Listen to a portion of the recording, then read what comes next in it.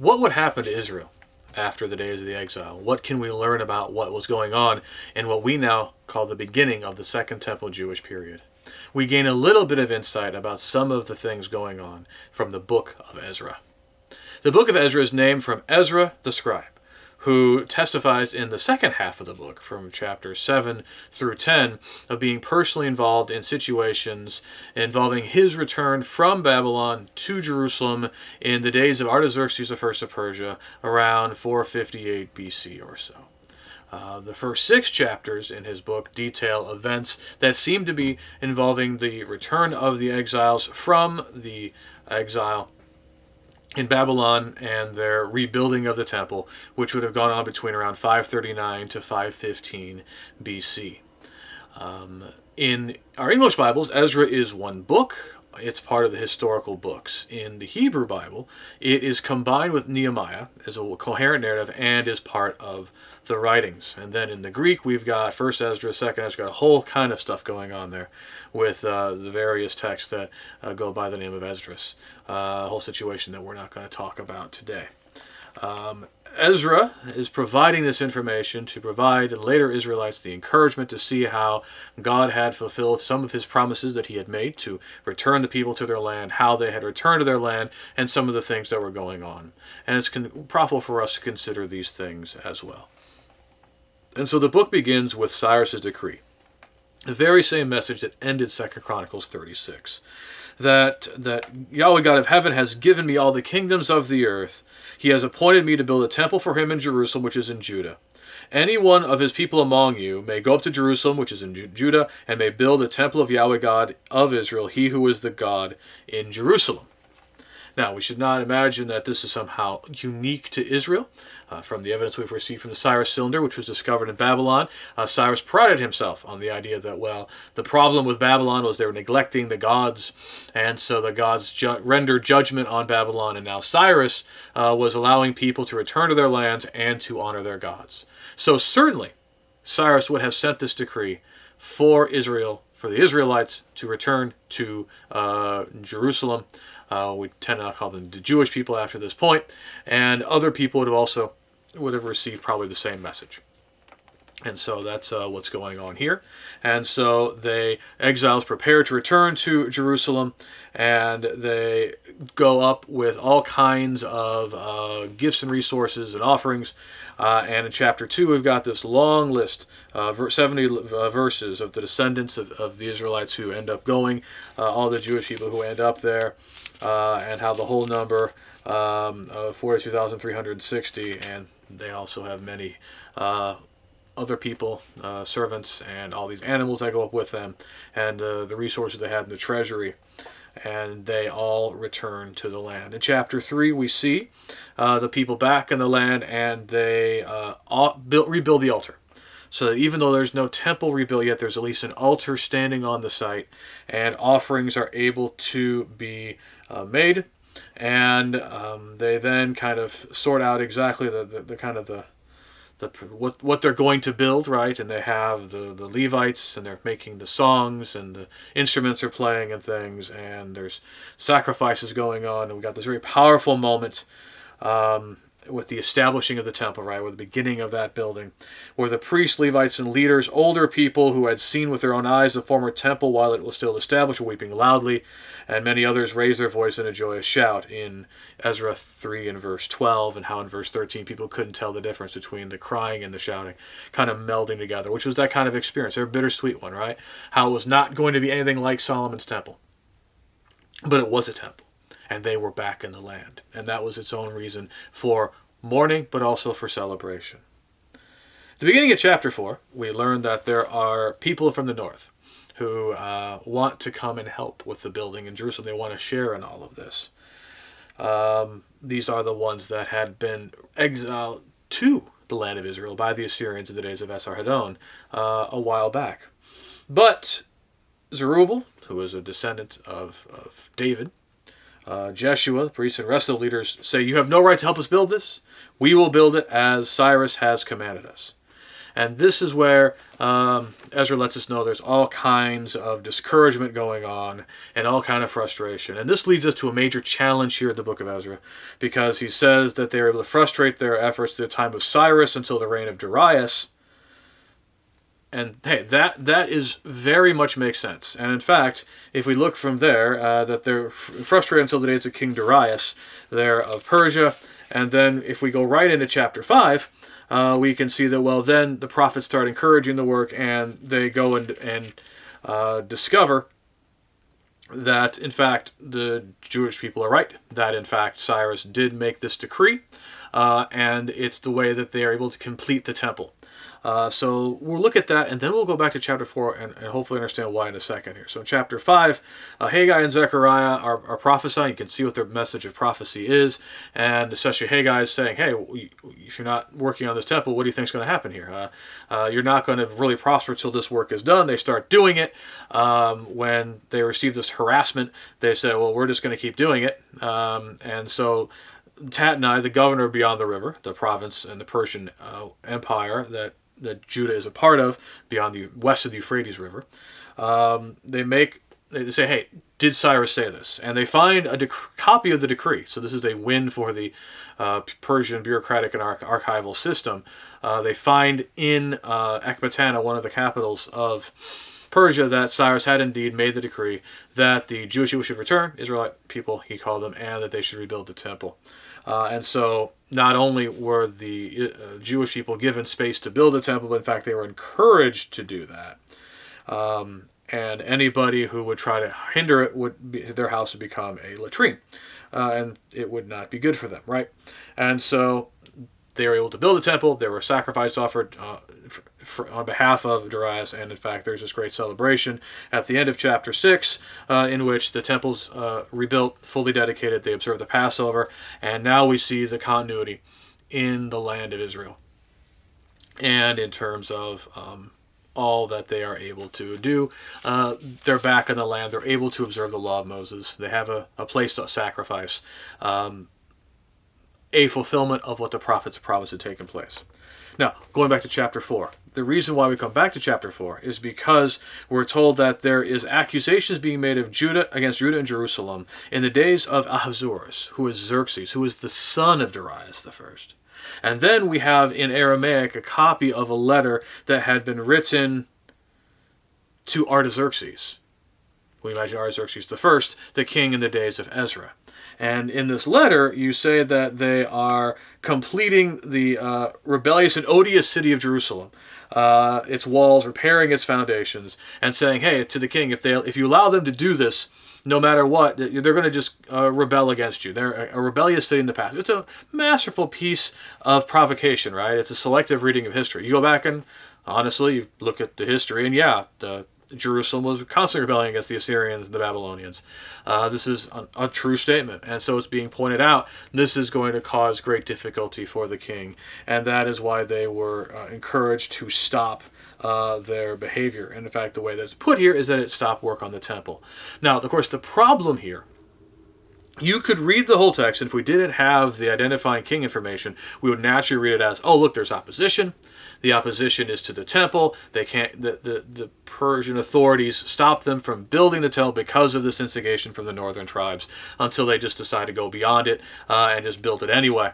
And that would be a perfectly legitimate way of understanding it, if in fact we then concede that the names of the kings are somehow have been corrupted, because it would not be in the days of Ahasuerus or Xerxes or Artaxerxes, according to which time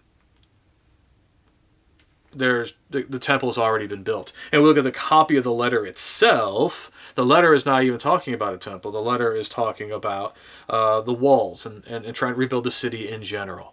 So it's probably better to understand that this letter, these two letters, the letter sent and then the letter returned, which says, yeah, we found out this place has been rebellious, stop the building. That these are probably from a later date. In fact, they probably may have something to do with what the work of Nehemiah and trying to rebuild the walls and things of that nature. Possibly what's going on there. And so the way that many people try to explain it is that this information is in here for us to see the kind of opposition, so that we would believe why the northern groups would be in opposition and causing such difficulty for the Jewish people, and how the Jewish people were able to persevere and get beyond it, and to show us the constant problems that they're having. That they're small, they're not in the greatest situation. We want to imagine all kinds of Jewish people came over, and that Jewish life was recentered back in Jerusalem. But the fact of the matter is, as we can see from Ezra himself, the center and locus of Jewish life is still Babylon. In Babylon, the Jewish people are far more established, far wealthier, and it's from Babylon, that you'll have to send constant reinforcement and instruction back to Jerusalem, because in Jerusalem is kind of like an outpost. They're kind of weak there. They have to rebuild everything. They start from scratch, and it's not like it's just happening in a neutral area. They've got resistance from the people around them, because they understand that if the Jewish people are able to rebuild Jerusalem and Judah, it's going to be in competition with them and their resources and their strength, and that's why they're resisting them. So there's no easy way out when it comes to the challenges of the dating of those letters and the kings, but the dating issues are not going to challenge the general story, which is the Israelites return to the days of Cyrus, and finally finish rebuilding the temple in the days of Darius. We could easily imagine that there was resistance, and in fact maybe even an imperial hold on the event during the days of Cambyses and or at the beginning of the days of Darius. But that is finished by 515 as demonstrated at the end of chapter 6. So at the end of chapter 6 now we have a division. We have about at least a 50, 65 year period from 515 now into the period around 458, 457. And this is when we learn about Ezra. That Ezra, and he gives his lineage, that he is in fact a descendant of Aaron, but he's also a scribe. This is the first time I've really seen a scribe, right? Scribes are going to become very important throughout Second Temple Judaism. We're going to see them in the New Testament. A scribe is somebody who can write. And yeah, you can read and write as a scribe, and that means that in Israel you can read and write, you understand the law. And you are somebody who can interpret the law, and that was their main function. And so it was a commission that Ezra received, that he would send Ezra with a bunch of Israelites. It wouldn't just be Ezra. They would come and they would provide instruction in Jerusalem, and they would provide all kinds of offerings to maintain the temple, to maintain the people. So this is kind of a new infusion from Babylon of new people to make sure everything's going well. We can imagine that this may be something that happened persistently to try to help reinforce, buttress, and grow the community. We don't really know a lot about what's going on in the Persian era. The documentation and even archaeological stuff, there's not a whole lot there because it's such a difficult time, because you're rebuilding everything, right? And when you're rebuilding everything, you're starting from very little. It's a very difficult process. And so in chapter 8, we have the listing of all the people who return with Ezra, and also the fact that Ezra makes petitions to God because he was embarrassed to ask for a military escort. And so they are going to travel the Fertile Crescent without a military escort. They are very open and liable to robbers. But Ezra wants to assure us that God watched over them, protected them, and that they made it from Babylon to Jerusalem, and even brought all the gifts that were to be brought in. It was all weighed out, and the books matched. Now, what was sent and what was received was the same. And so we now have Ezra at the end of chapter 8 back in Jerusalem.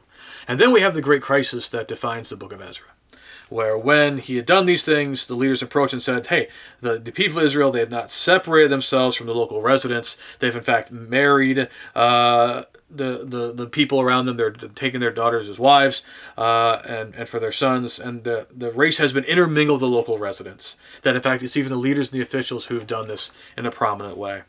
And Ezra is just torn up by this. Ezra tears his robe in mourning lamentation, and he just is devastated there. He begins this prayer in chapter 9 and verse 6, that he's ashamed and embarrassed to lift my face to you, my God, for our iniquities have climbed higher than our heads. Our guilt extends to the heavens. From the days of our fathers to this very day, our guilt has been great. Because of our iniquities, we, along with our kings and our priests, have been delivered over by the local kings to sword, captivity, plunder, and embarrassment to this very time. He continues in his prayer about how there's been this moment of grace given, that they're able to return to the land, and that there's a the temple's there by the grace gifts of the kings of Persia, but now they have forsaken God's purposes in the Torah, in the law, where they were supposed to exterminate all these people. And Ezra's conclusion, therefore, they shouldn't be intermarrying with them. And that everything this happens because of their great wickedness and guilt. He confirms that God is righteous and they are wicked. Please don't destroy us. Really, you can really hear his trauma in this prayer based on everything that's happened. It's been bad. Don't hurt us again. Don't do this. We're really sorry. Please. But it's also a public display because he's confessing and weeping and throwing himself to the ground in the temple. And so Israelites are gathering and watching him do this. And they start weeping loudly. And then they address him and say, look, we've sinned. We've not been faithful. We have done these things, but we can do something. Let's establish a covenant. Let's put away these women and these children and return to the favor of God.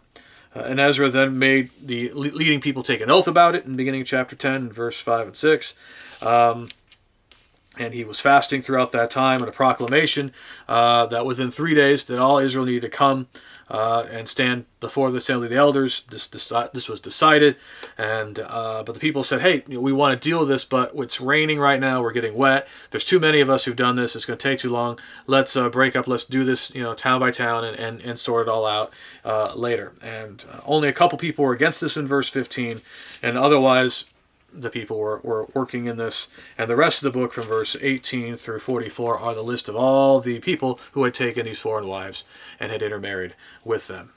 And so that becomes a big core issue at the end of Ezra. And it kind of is an interesting predicament because the Torah never comes out and says exactly what Ezra would have them do. It never commands to forsake wives and children that there's intermarrying. The fact of the matter is that they're all a result of some kind of intermarriage, since all the sons of Jacob likely married Canaanites, except for Joseph, who married an Egyptian.